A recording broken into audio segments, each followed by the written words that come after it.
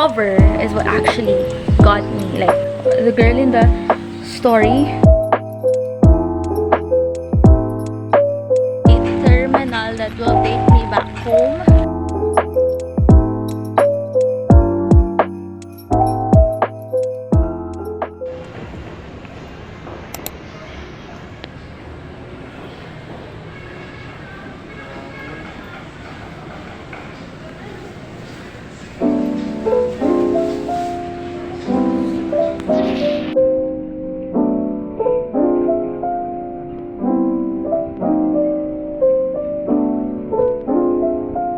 Bali, one floor.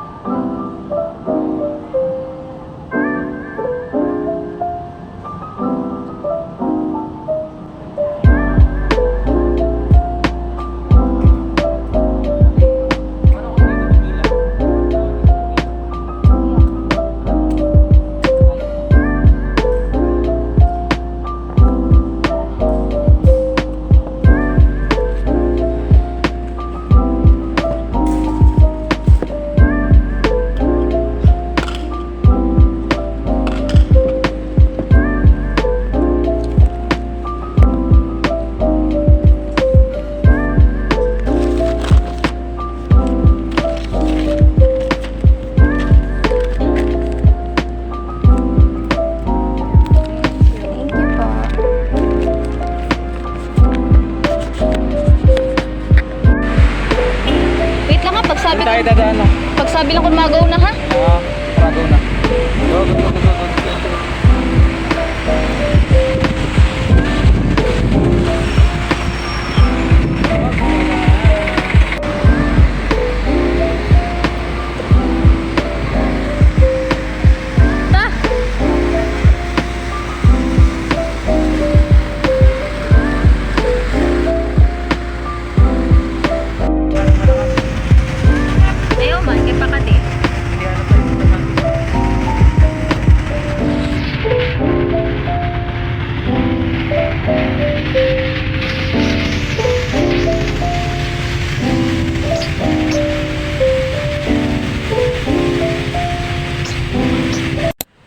So, hi guys, I'm gonna show you what I bought at the book sale I saw at Double Dragon, ground floor of Double Dragon.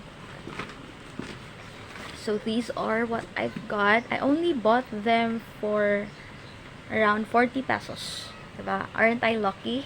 Super lucky. 40 pesos lang to, guys. Anyway, this one, I bought these because I am feeling, I don't have any idea what books are these. I've never read any reviews because I'm not actually the kind of girl or the kind of reader that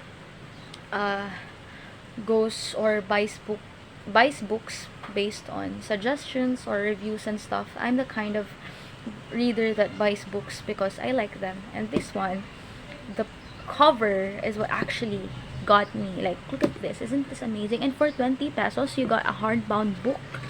How is it possible? I'm just really hoping that this is a romance story because the cover is somewhat giving a romance story, and if it's not, then it's not really much of a waste since it's only 20 pesos.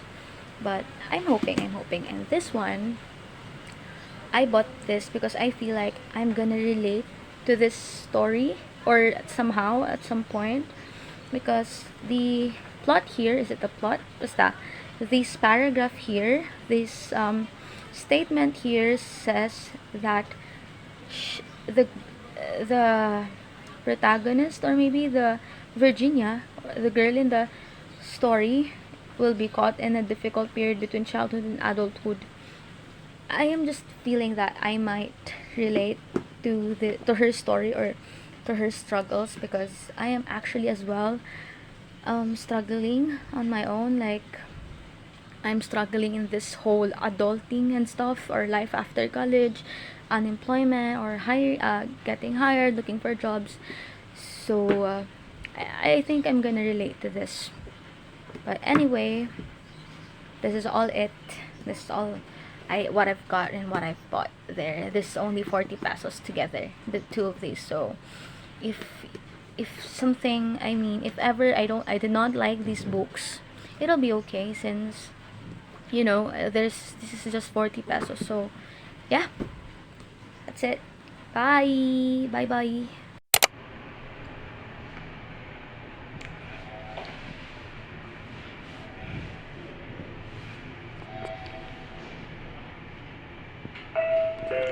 Fourth floor.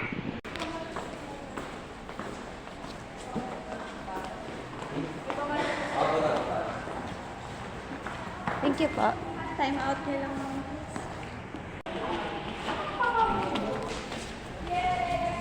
Yeah.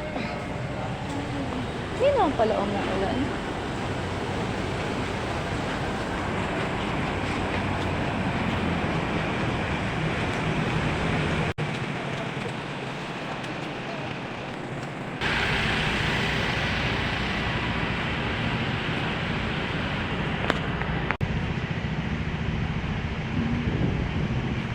Oopsie. This is me walking under the rain. Can you believe it? An introvert. Wow. Ang lakas naman ng vehicle na yan. Mukhang mas maririnig nyo pa yan kaysa sa akin eh.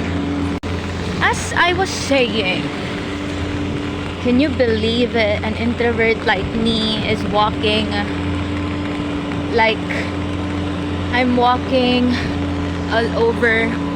I forgot where am I right now, honestly, but it's by MOA, Mall of Asia Arena. It's around MOA. So you can see I'm heading to MOA right now, looking for a terminal that will take me back home, because it's raining and I don't feel like strolling around. But if I ever make it to MOA, the mall, exactly the mall, I don't know what I'm saying, I'm just trying to speak right now. But anyways, I'm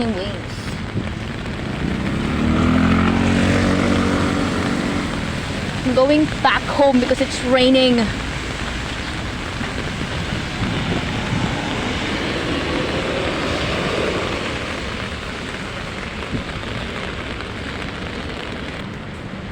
An introvert like me is actually walking alone by herself in a place where she's not familiar with.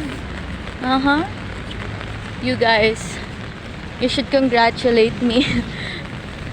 I deserve a milk tea because of this. I'm so happy with myself. Maybe I should take a walk around. I don't know. I'll update you later. Grabe yung mga condominium dito na eh. No?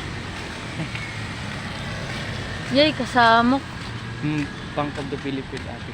Alas 9, alas 9. Ayan na naman. Puti yan, puti. Ay, itim pala. Maganda ang puti. Maganda yung puti. Kaya malinis. Pero yung itim kasi. Oo, pero puti kay. Basta plain. Oh, plain tama, plain lang. Yung black. Dito tayo. How the hell am I supposed to see? Can we both face our demons? Can we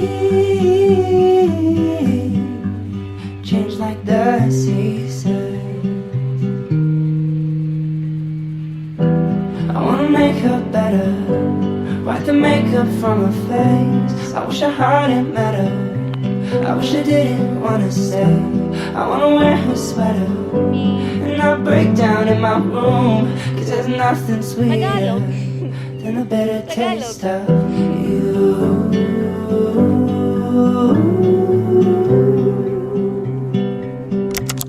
Than a better taste of you.